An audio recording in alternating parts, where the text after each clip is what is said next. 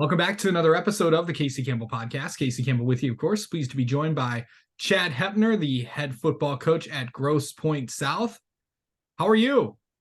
I'm doing great. All right. So let's talk about the summer that you guys have had, and overall how have these past how has June and July been going and getting ready for Monday? Summer's been excellent.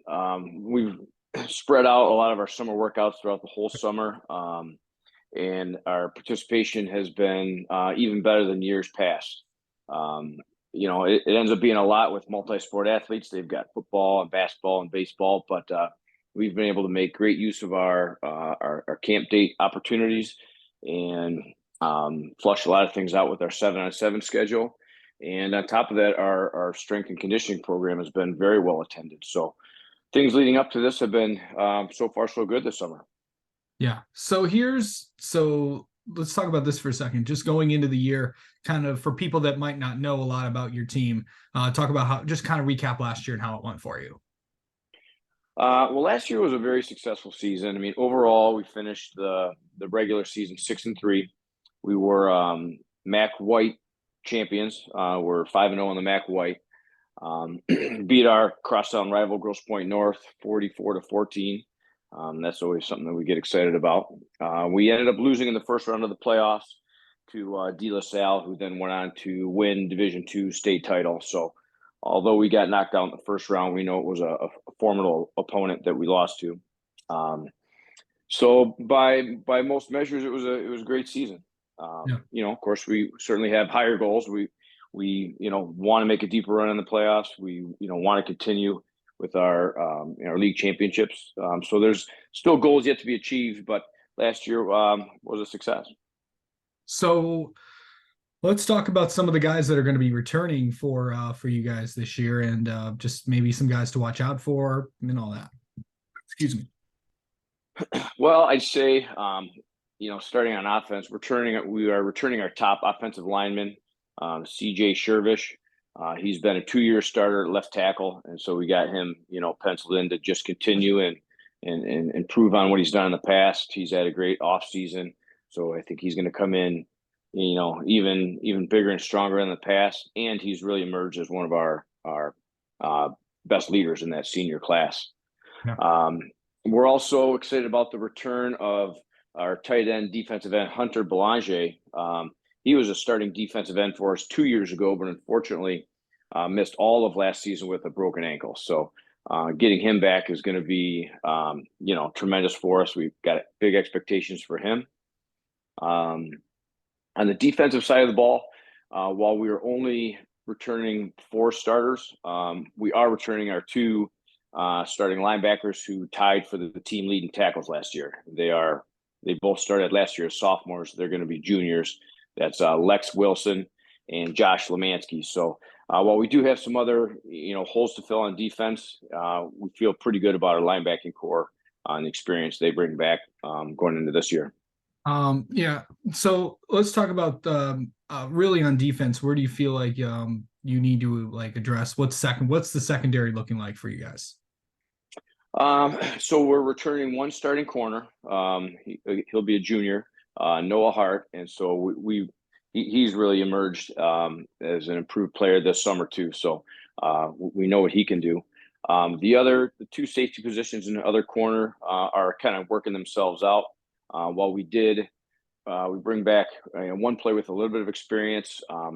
Our best player last year, Egan Sullivan, played a lot of safety for us as well as offense. So that's a big hole. But overall, we really like our incoming juniors as a class. And so while we did, graduate some talented players, that group as a whole, I feel like they're going to be ready to step in and start right away as juniors in a very effective role. Yeah. Okay. I know you mentioned this, but the offensive and defensive line, I know you talked about a few guys on there, but where is there some positions that you need to fill there?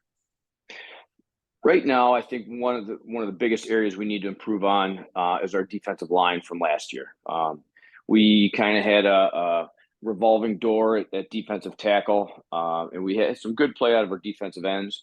But that's an area that traditionally we've been very good at stopping the run. And last year we had a small step back as we just didn't have a lot of experience at those positions. So getting more stout up front on defense and creating some competition at those positions is going to be an area of focus here as we head into camp. Yeah. Okay. So also, and one more thing, something I don't think we mentioned yet, but the skill positions, quarterback, running back, wide receiver, where are we at in that? So we had a 3-year starter at quarterback who graduated last year. He's Yep. going on to play Division I basketball. Yep. And That'd so be Anthony Bernard, right? that would be Anthony Bernard, yeah. So that's a big void. We've got the looks like the starter is going to be incoming junior, Jack Lupo, who has got a little bit of experience actually last year in our playoff game when Anthony got a little dinged up. So while he is inexperienced overall, he's taken some varsity snaps last year and has really done a lot of work with his mechanics and stuff like that this spring and summer. So we feel like he's ready to play.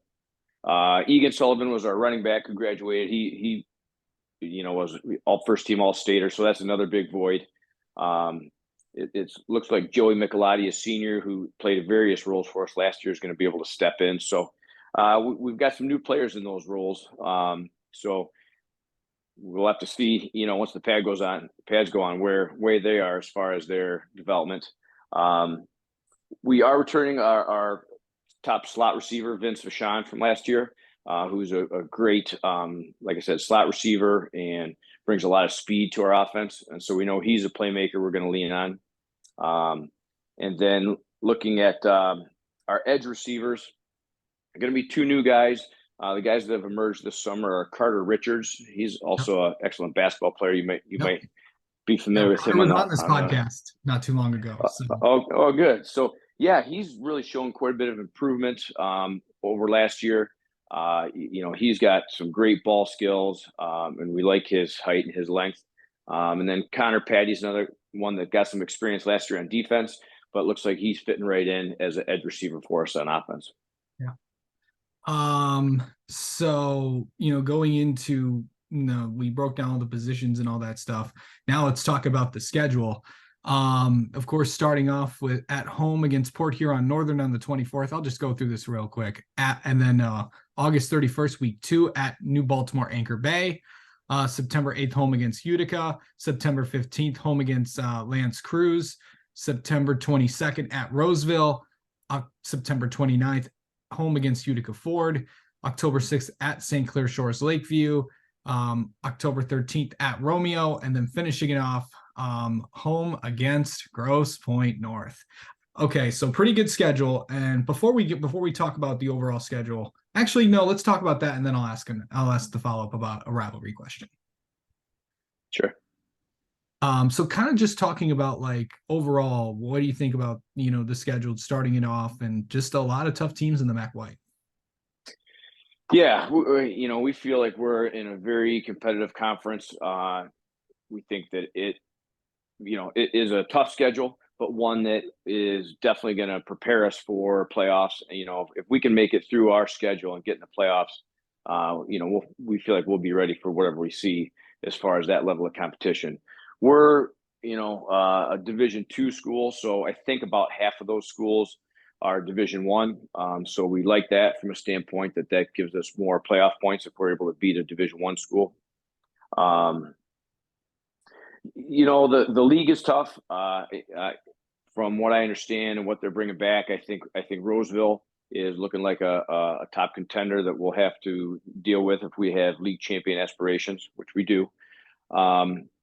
And so yeah, we've been able to have a lot of success in the MAC White, and then of course we have those 2 crossovers with the Red, which we know are going to be challenging. Anchor Bay, I think, is only going to be improving with what Coach Giannoni's done up there in his other coaching stints. We know that they're going to be ready to play, and Romeo is just such a well coached, tough team year in and year out.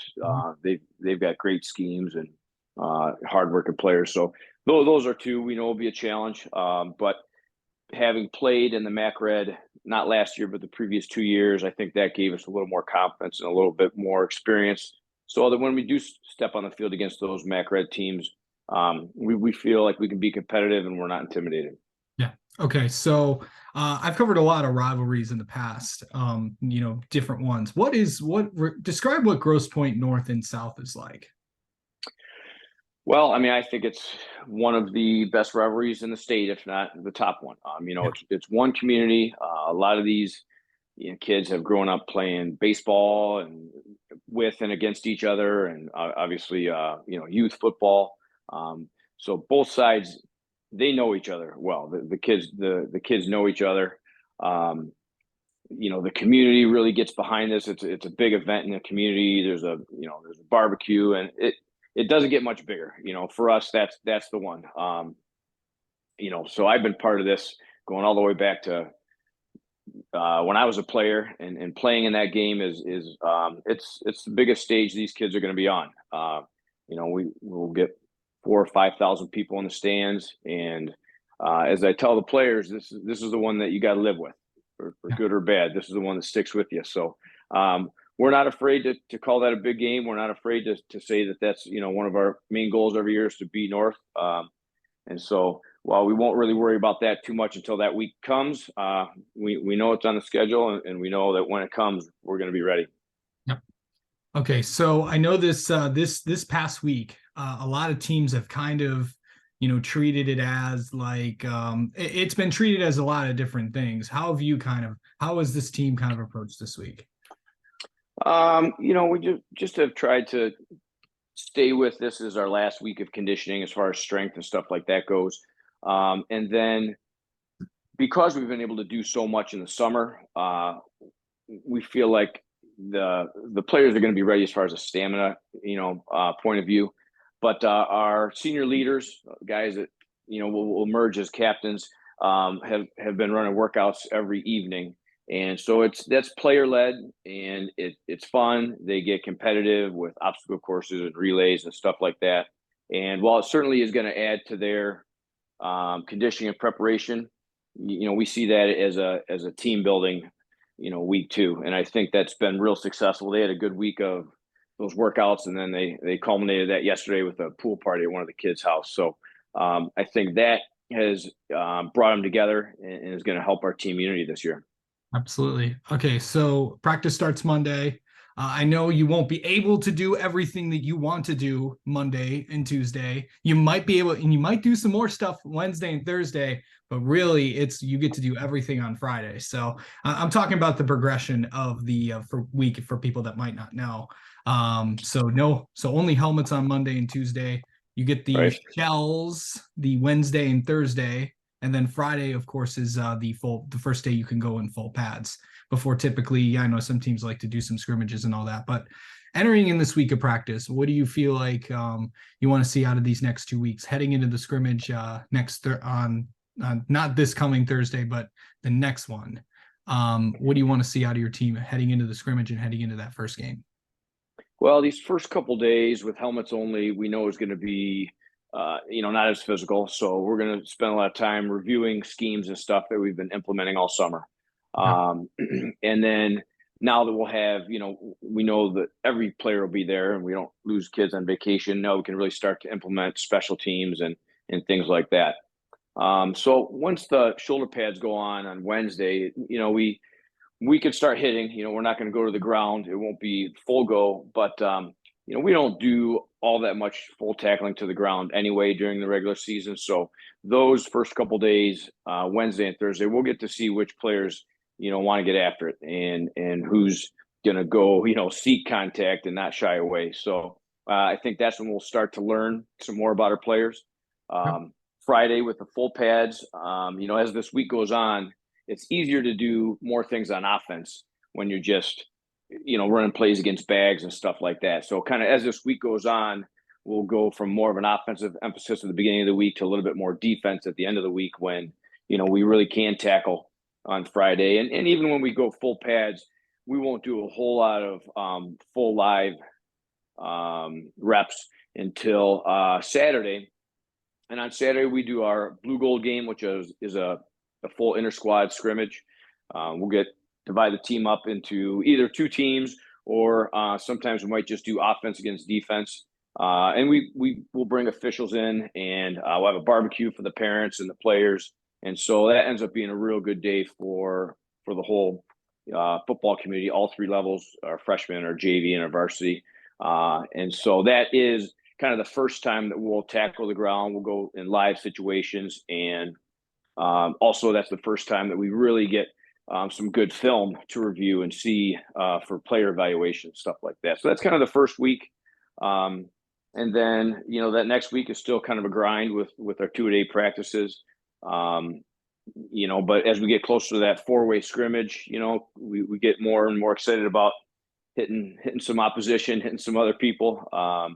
And that will be when we really kind of solidify who we are. And then as soon as that's done, we're into game planning. So while camp can be a grind, it really does go pretty fast. All right. Well, Chad, thank you so much for coming on and talking with us, and best of luck to you guys this coming season. Thanks. I appreciate you having me. This has been good. And anything as the season goes on, reach out, and I'll be happy to give you anything I can.